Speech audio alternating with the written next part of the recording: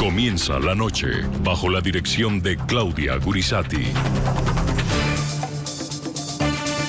Buenas noches. La noche bajo la dirección de Claudia Gurizati enciende las luces para que usted vea el punto clave de la noticia.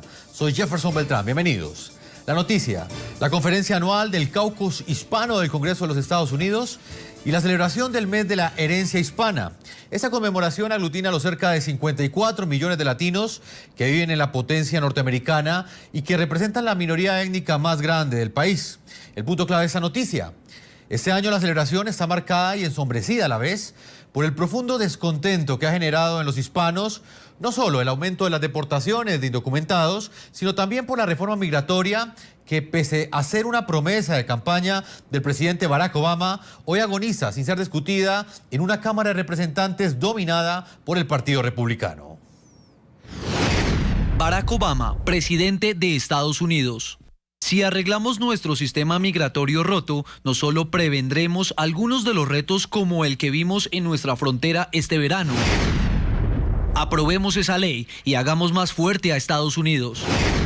Y no nos vamos a dar por vencidas. Tenemos que seguir luchando y diciendo a los políticos y al presidente que no pueden jugar política con las vidas de estos niños. Los niños que están sufriendo cada noche, que pasan hambre porque su papá fue deportado. O están llorando porque su mamá está en proceso de deportación. Es una situación que tenemos que resolver inmediatamente. El punto clave de la noticia, el poder y la creciente influencia política que tienen los hispanos en los Estados Unidos. El próximo 4 de noviembre, 7.8 millones de electores latinos están habilitados para votar en las denominadas elecciones de medio tiempo. El sufragio latino terminará determinando si los republicanos continuarán con su hegemonía en la Cámara de Representantes y si los demócratas mantendrán su mayoría en el Senado. Y yo voy a urgirle a todo el mundo que vayan y salgan a las urnas, porque nosotros no podemos castigar amigos, aliados que han estado con nosotros y que vamos a necesitar el martes después de las elecciones. O sea que independiente de las elecciones, los necesitamos como aliados. Y número dos, pero entiendo perfectamente por qué hay una comunidad de personas que no van a votar. Y entiendo por qué va a ser más difícil que las personas. Yo he dicho, el Partido Demócrata tiene que tomar como uno de sus principios clave que está con el inmigrante cuando es beneficioso políticamente y cuando quizá no están. El punto clave de la noticia. Durante 3 días, congresistas, empresarios, académicos y miembros de la sociedad civil debatirán en el Instituto del Caucus Hispano del Congreso el papel de los hispanos en los Estados Unidos.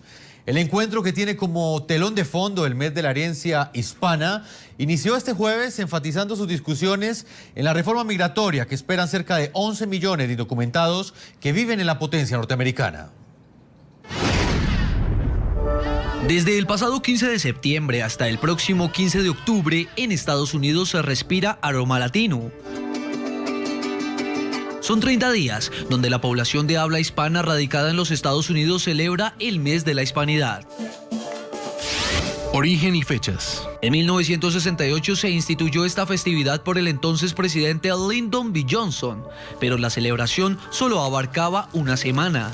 Pasaron 20 años, la influencia de la comunidad hispana creció y el presidente Ronald Reagan decidió que la festividad debía cubrir un mes.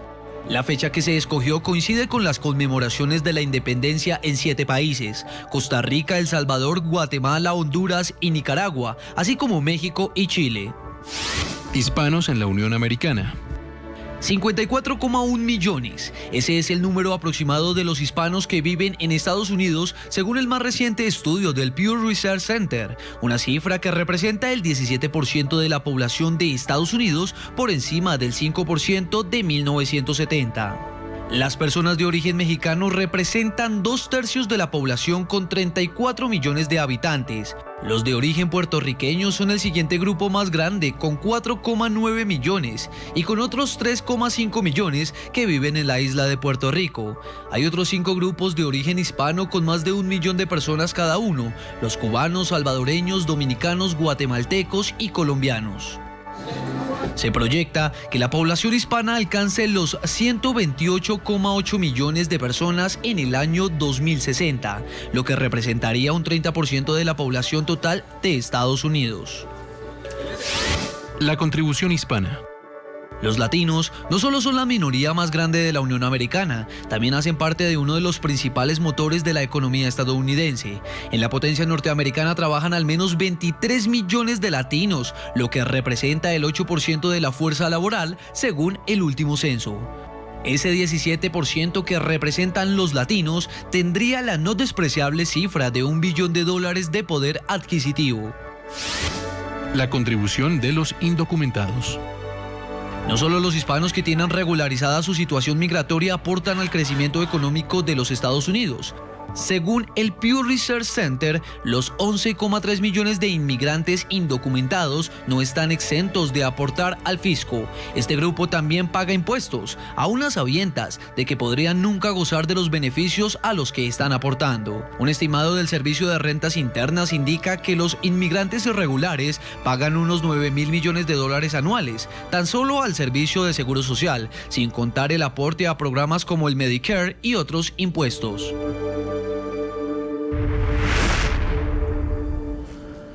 Muy bien, y hoy en el programa La Noche vamos a estar con los protagonistas de esa noticia.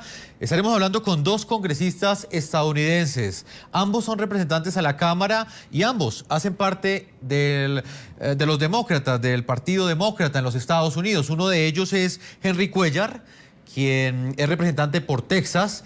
Y también nos estará acompañando Joe García, quien es congresista demócrata por Florida. A ellos dos los estaremos entrevistando desde su perspectiva demócrata. ¿Y por qué desde la perspectiva demócrata?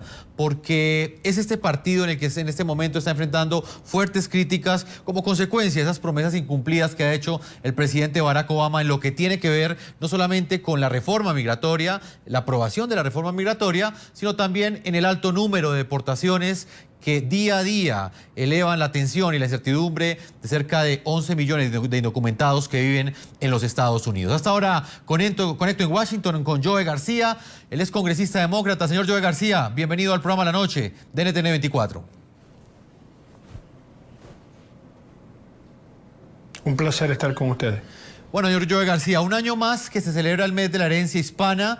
Sin embargo, pues hay varios aspectos que aún preocupan a la comunidad, como las cifras de desempleo, la pobreza, el elevado número de deportaciones, como lo decía pues al comienzo de esta introducción. Para usted, representante que tiene tanto contacto con tantos latinos en los Estados Unidos, ¿cuál es la opinión que tiene de este panorama que para muchos resulta apocalíptico y que está a un mes de unas elecciones de medio tiempo en los Estados Unidos? Lo primero de todo, me parece que tu visión es bastante pesimista sobre nuestra comunidad.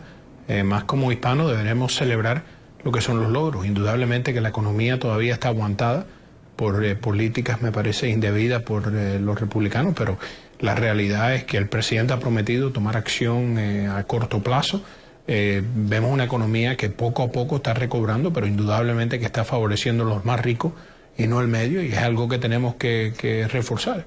Pero lo peor que pudieran hacer los hispanos de este país es sentirse pesimistas, y la odisea hispana es una de optimismo, de buscar mejor futuro, y lo que tenemos que hacer es votar, dar nuestra presencia, sentir, porque la xenofobia que tanto daño nos hace a nosotros, particularmente por el partido que opone, también va a ser un vehículo de gran orgullo cuando encontremos unas soluciones a largo plazo que ayuden a nuestra comunidad a mover hacia adelante. Pero cuando uno mira, por ejemplo, la ley de salud del presidente, hay más hispanos hoy en día con cobertura de salud que en ningún otro momento, y eso es una realidad muy válida y muy importante, porque si hay un grupo que se ha beneficiado precisamente por la ley de salud asequible es la comunidad hispana. Y si tú miras los estados retrógradas como California y la Florida, perdón, como Texas y la Florida, donde no aprobaron la provisión de Medicaid, se hubieran cubierto aún mucho más hispanos, y en particular nuestros hijos. Pero de usar el mes de herencia hispana para decir que el futuro que vislumbra es uno negativo, discrepo profundamente contigo. Congresista, bueno, cuando le hablaba del panorama negativo me refería a esa incertidumbre que existe por la reforma migratoria. Para usted, entonces, ¿cuáles son los principales logros de la comunidad latina en la Unión Americana, en los Estados Unidos? ¿Y cuáles son las preocupaciones y los anhelos de esa comunidad que cada vez cobra un mayor protagonismo y una mayor influencia política? Y se lo repito, a menos de un mes de las elecciones de medio tiempo en los Estados Unidos. Bueno, los anhelos son que haya una reforma migratoria porque indudablemente una reforma migratoria nos ayuda a todos. Hoy en día lo que tenemos es un sistema migratorio que está roto. Obviamente estamos hablando en castellano porque posiblemente la abrumadora mayoría de las personas que están escuchando mi voz provienen de otro lugar. Vinimos aquí buscando oportunidades, posibilidades, indudablemente que particularmente al inmigrante el panorama que uno encuentra es uno de trabajo, de luchar, pero también de oportunidad, porque si no hubiera esa oportunidad no nos encontráramos aquí. Y ese es el cuento que nosotros debemos celebrar en el mes de herencia hispana, ¿no? De nuestra lucha como comunidad, no solamente como soldados en las guerras americanas, no solamente como personas que hemos triunfado en las industrias. Tenemos más hispanos en el Congreso y en el Senado norteamericano que en ningún otro momento de la historia de este país. Somos un factor político importante y si seguimos votando y dando nuestra voz a conocer, lo seremos más. Pero indudablemente que siempre hay retos, ¿no? El reto de la democracia es cuánto está dispuesto la persona a inmiscuirse en tratar de resolver esos problemas. Entonces, el concepto de, por ejemplo, obviar el voto o no votar es un concepto retrógrado para empujarnos hacia atrás. Celebramos lo que es una herencia muy bonita de este país, donde por centenarios de años los hispanos hemos sido parte de esa gran historia norteamericana, o sea, los estados del oeste de este país, donde los primeros pioneros eran hispanos, sea el movimiento político de derechos civiles en los años 60, donde César Chávez jugó un papel clave, sea el nexo con comercios de Latinoamérica, cuando hoy en día creamos los mercados de más riqueza. Indudable es una herencia de triunfo y de conquistar los retos que encuentran los inmigrantes ante la sociedad norteamericana. Bueno, representante Joe García, representante por el estado de Florida, yo le invito a que evaluemos, conozcamos un poco el contexto en el cual se está llevando a cabo esta celebración en los Estados Unidos. Durante el mes de la herencia hispana, en la potencia norteamericana, pues no todo es celebración. Una gran preocupación todavía ronda a los cerca de 11 millones de indocumentados que habitan en la Unión Americana. El proyecto de reforma migratoria que les ofrecería a los inmigrantes indocumentados un camino para lograr la ciudadanía permanece estancado en la Cámara de Representantes de mayoría republicana desde hace 15 meses. Y en esta situación, el fracaso de los republicanos en la Cámara para aprobar esta maldita ley es malo para nuestra seguridad, nuestra economía y es malo para nuestro futuro. La paciencia del presidente Barack Obama parecía haberse agotado ante el estancamiento de la reforma migratoria integral, una de las principales promesas de su gobierno. Sí, el Congreso no hace su trabajo, al menos podemos hacer el de nosotros. Espero las recomendaciones antes del fin del verano. Y espero adaptar estas recomendaciones sin más retrasos.